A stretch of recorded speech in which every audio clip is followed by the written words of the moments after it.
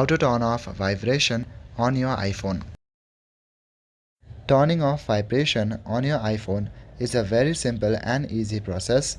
Just follow along. Firstly, navigate to your Settings app and open it on your device.